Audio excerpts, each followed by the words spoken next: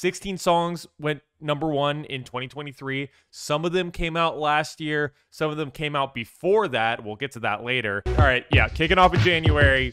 This was the first song to go #1 in 2023. Okay, yeah. Taylor Swift's Antihero. I feel like the only place I feel comfortable putting this is okay. I think if you asked me around a year ago, I might have put it in bad, but maybe I've just succumbed to how much I've heard this song, and I'm like, it isn't the worst thing ever. Is the chorus extremely cringe? Yeah, it's me. Hi. It's like the most millennial energy there could possibly be. I'm so quirky, and the fact that she says it as many times as she does in this song, I don't know, I just can't get past that. As far as like the sexy baby line goes, I mean, I understand what she's trying to say at this point. Correct me if I'm wrong, but I think the point she's trying to get across is that sometimes she feels like she's around so many young people that are trying to look sexy, something around, or everybody sexualizing young women, something along those lines is what I take away from it these days. I still think that is the weirdest, most awkward, clunky way to get across that point. I just don't think this is a super well-written song from Taylor. It's easily one of my least favorite hit songs from her. But yeah, I'm just going to put it in okay. This is the first #1 song from a 2023 track. We were good. Flowers, Miley Cyrus. Miley Cyrus's Flowers. I don't think it's the worst thing ever. I also don't find it to be interesting in any sort of fashion at all. I mean, I think that the response to the Bruno Mars song, that whole concept of it, is kind of interesting, but I don't think that most people, when hearing the song, are immediately going to put that together. So without that context, it's just kind of a really boring disco-based instrumental. It sounds very synthetic. It's got a nice little groove to it, but I don't know. I find it to be pretty boring. I'm somewhere between bad and okay. I don't think that it's offensive enough to put in bad, honestly. It's like my only real issue with this track is really how uninteresting it is. There just is nothing to write home about. I got nothing to say about it, to be honest. Boring nothingness. I really do not understand how the song was as massive and as inescapable as it was, but here we are. So moving on. I think we're in February now with Die For You. All right, Die For You by The Weeknd came out forever ago, but now we got an Ariana Grande remix, which is something that's happening more and more because of TikTok. An older song blows up, and then to get back on, to revitalize it even more, they put on a feature artist, and I've always felt like The Weeknd and Ariana Grande work well together every single time they do. No exception here. I'm going to put it in good. It's nothing too crazy. I do like the original song, Die For You. Some people don't like this remix as much, but I've said before, I'll listen to Ariana Grande sing everything. I wish they did a little bit more with this, like change the song a little bit instead of just adding some Ariana Grande vocals. Give me more of a reason to start listening to this song instead of just the old one, but again, I think that they have great chemistry together. This is a pretty good remix. It's nice to hear Ariana sing anything because we haven't, she's been kind of mostly radio silent these days. Moving on, still in February, I believe. This goddamn song, Morgan Wallen. Okay, yeah, enough of that. Jesus Christ. Morgan Wallen, Last Night, the biggest song of 2023 somehow. I feel like Morgan Wallen is just really off the back of Florida Georgia Line, maybe a little less stadium country, a little less talking about light beer and girls in tight jeans, but he still has a lot of that production-wise, and just the way that this sort of country music makes me feel is it's just an extension of Florida Georgia Line for me, which notoriously I kind of hate. The fake snaps just sound like they come from a drum machine. It's just not it. Oh my God, there's something about it that just feels so fake. And I don't know much about Morgan Wallen, but this music doesn't tell me that he's like authentically country. Like, this just feels like grifting to me, man. His voice, I just cannot stand. Last night, we let the liquor talk. Like, there isn't much I can say about this that I like. And honestly, this entire album that this song comes from was such a slog to get through. Like, there's so many tracks on it. It's a tough one. And I do not understand how this song was so big this year. And I'm ready for it to be over. I'm ready for the reign of Last Night by Morgan Wallen to be over. Moving on, I think we're in March now. Like Crazy, Jimin of BTS. Like Crazy, Jimin. I don't mind this, honestly. It doesn't really make that much sense to me as a hit song because it isn't very hooky, but the 80s production's pretty nice. It's well produced. There's been a lot of shit 80s production on a lot of very big pop songs in the past couple years, and this one isn't half bad. I do find it to be a little sleepy. It's not really a pop song that I would end up listening to in the context of like, oh yeah, this is a big hit. It doesn't really make much sense to me, but it's fine. It's fine. I think it's just okay. Okay, moving on. Kill Bill, SZA. All right, yeah, Kill Bill, SZA. This was in a gap where not a lot of like big songs were hitting that were new. And then, this happens. Kill Bill just resurfaced because it never left like the top 5 of the charts since it came out in 2022. And it went #1. So, yeah, this is a great song. There are so many great songs off of this album that I prefer. But, at the end of the day, I think it's a super catchy song. It's well produced. SZA's vocals are killer.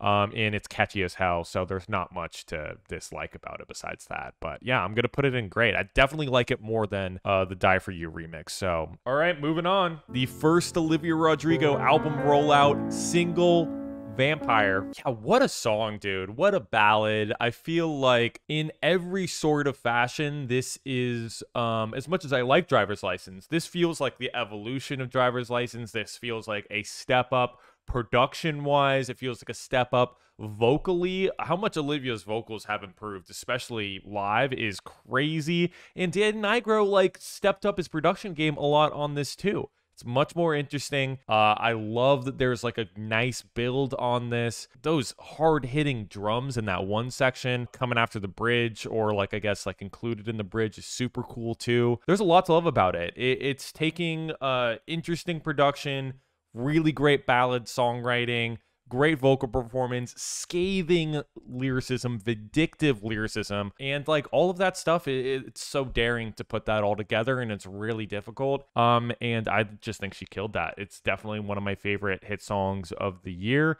And it's not even the best song off of this album. I think that Olivia just killed it this year. She is my saving grace for pop music in 2023. So, okay, moving on. Another BTS member, Junkook, came back with his song 7. All right, next up, 7, Junkook of BTS. Definitely some of the laziest songwriting of 2023. I mean, they just say the days of the week, and then they're after that, all the time, every month, every minute, every second, it's okay, we get it, dude. Jungkook, you're having sex. Love it. Love to see it. It's not the worst thing ever. It is catchy, funky little instrumental. It's fine. I'm just going to put it in okay. Moving on. Oh, God. Oh, here we are. Try that in a small town, brother. Try that in a small town. Oh, God. Yeah, I don't think that there was a more cringe song that was put out this entire year more than Jason Aldean's Try That in a Small Town. Yeah, the fact that this isn't a parody song is insane. It's insane that this isn't a joke. The lack of self-awareness of this track is insane for so many reasons, because it's oh, okay, what he's trying to say here is that in a small town, we protect our own. Oh, try to bring that energy over here in our small town. And, we all have guns, so you're not going to be able to do that. Statistically, crime-wise, that's not true. None of this is true. There is no evidence that the more guns in an area, the more firearms in an area, and the more people that have access to them are that's going to stop crime. That's part of what he's trying to say, but it's just the way that he attacks it, he's so badass, and it's so badass to be in a small town. and no crime ever happens there because they're so tight knit and they protect each other. It just like, it's so goofy. It is so goofy. It's one of the goofiest songs I've ever heard. Yeah, this is worse than Last Night. Like, at least like lyrically, it is some of the most cringe shit I've ever heard. It's that bad. It's that bad. This is one of the worst songs I think I've heard on stream, especially for one of these videos. Like, this is easily one of the worst songs to ever hit #1. Okay, yeah, moving on. We got more country on the bill. I've been selling my soul. Rich Men North of Richmond. Okay, Oliver Anthony, Rich Men North of Richmond. As far as the country songs go on this list, this one isn't that bad. It's not the worst of them for sure. I just think that I don't think lyrically this song is breaking as many boundaries as people thought that it did when it came out. Maybe to its audience, it was just like, oh my god, he's saying that real shit. And here and there he is for sure. But do I find anything about the song to be all that groundbreaking? Do I find this song to be one of the best country songs to come out this year? Not even close. The worst song on the new Zach Bryan album is better than this track. And I feel like Zach Bryan, from his angle, what he wrote on his record this year, I find to be lyrically like far more interesting. I see what this guy's going for. I really do. But I just don't think it's as jaw-dropping as a lot of people seem to think it was when it came out. Thank God for Zach Bryan. Thank God for Chris Stapleton. Thank God for Sturgill Simpson. And hopefully Casey Musgraves when she comes back, because that latest record wasn't that great. Moving on. Speak of the devil. Speak of both of them. Casey Musgraves, Zach Bryan. Zach Bryan, we're on the good country music, and yeah, I think that this isn't one of my favorite songs on the album, but it's a great track. I think that it is so refreshing whenever I hear, especially with a backdrop of Morgan Wallen and Jason Aldean, to hear Zach Bryan really putting effort into his lyricism and the production. And having somebody like Casey Musgraves on as a vocalist, I think works really well too on this track. I think it's a great track. I probably like Vampire more, but at the end of the day, I think I gotta give Zach Bryan his flowers for how authentic his country music feels, and there's just not a lot of that. There's not a lot of that right now. Not at the top. Not in the mainstream. And, it's cool that Zach Bryan is making like good, authentic, well-written country music that's well-produced at the very top of the Billboard charts. That's cool. Moving on. Doja. Paint the Town Red. All right, another new song from 2023 that I feel like completely took over. It's this one and Flowers that I just felt like those are the two songs that I felt like were completely inescapable this year. And I'm gonna put it in good. I feel like this is a nice, catchy, classic sounding Doja Cat track, fresh off of her saying that she was done making pop music and she was completely changing her sound. This sounds like it could be on pretty much any Doja Cat album, which I think is really funny. But yeah, the chorus is killer. She's got some great verses, classic Doja Cat vocal lines in here where she just kind of, she sounds like herself. She sounds pretty normal. This wasn't the departure that Attention was, but I felt like it was a really good pop song. It's a really good pop song with some good rap verses, some memorable one-liners. Yeah, I mean, it's a good track. Moving on. Slime You Out. I don't know what's wrong with you girls. Featuring SZA. Slime You Out. It says Slime for You on it says Slime for You. Slime You Out by Drake featuring SZA.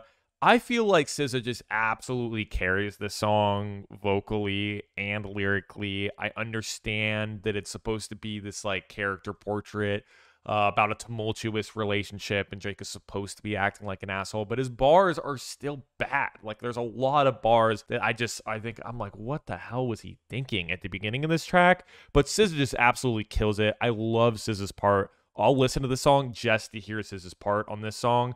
So I'm going to put it in okay. I feel like it balances out to an okay. If it was just SZA's part, I think it would be good. If it was just Drake's part, I think it would be bad. Moving on. Here's another Drake song. This one I like better. This one goes pretty hard, actually. First-person shooter.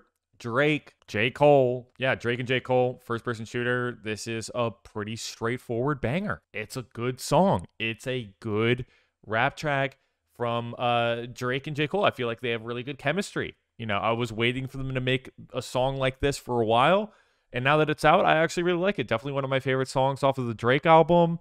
It kind of got me excited about the rest of the record midway through, and it just predictably fell flat. But the song's good. The song's really good. I mean, it's pretty much just them jerking each other off, but that's whatever. That's good. That's good energy. They both seem to really respect each other, and that's kind of like what the song is about. It's just them flexing. So, and I love J. Cole's verse on this track. It's great. J. Cole always brings it with the features. So, moving on.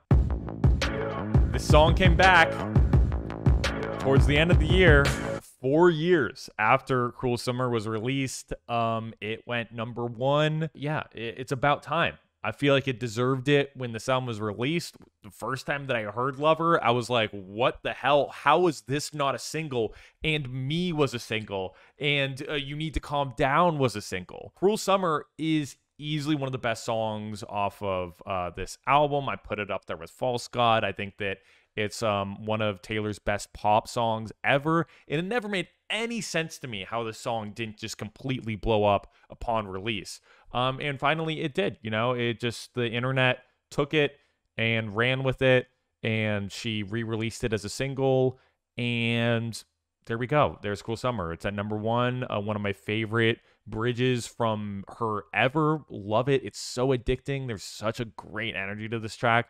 I just don't know how you could want more out of a pop song than this one. It's just kind of like a perfect pop track. And the last song to hit number one in 2023, baby. It's Jack. Oh, he's back, baby. Mr. Jack Harlow with Lovin' On Me. This one was weirdly divisive in the chat.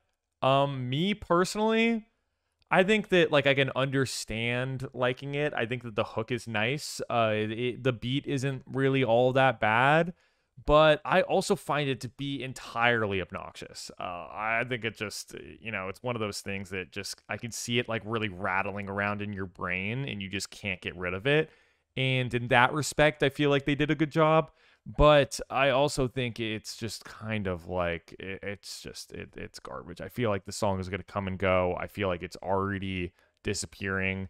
And for me, I just don't think it's a great track from Jack Harlow. But, it's also not his worst. It's not his worst. I just don't think that I like this song as much as I like these other ones. I have more good things to say about the tracks in OK than I do this one. That's the tier list. I feel like we did a good job. I feel like there isn't really anything I would want to change. All that country music is at the bottom, and then there's Jack Harlow, Flowers, Antihero, Like Crazy, 7, Slime for You. Either there's aspects of these songs that I really like and really don't like, or I just don't really have much to say about specifically Flowers at all, or Like Crazy. Over Here and Good, Paint the Town Red, Die for You, First Person Shooter, and in Great, I Remember Everything, Zach Bryan, Kill Bill, SZA, Cruel Summer, Taylor Swift, and I think Vampire by Olivia Rodrigo. I gotta put it at the top. I think these two tracks are my favorite, but all these songs Over Here and Great I really like. So 2023 didn't have a great year for pop music. I don't feel like in terms of was this year better than last year? In terms of radio play? I don't know. I felt like this was such a weird year for super popular songs. I feel like given how many of these songs weren't even released this year is kind of a testament to the fact that there wasn't a lot of great pop music being put out. I mean, I feel like there was only one or two huge pop albums in general where multiple songs were taking off, namely the Olivia Rodrigo album. That kind of saved pop music for me this year, that album. And then we got some more stuff after that, but not overall, not a great year.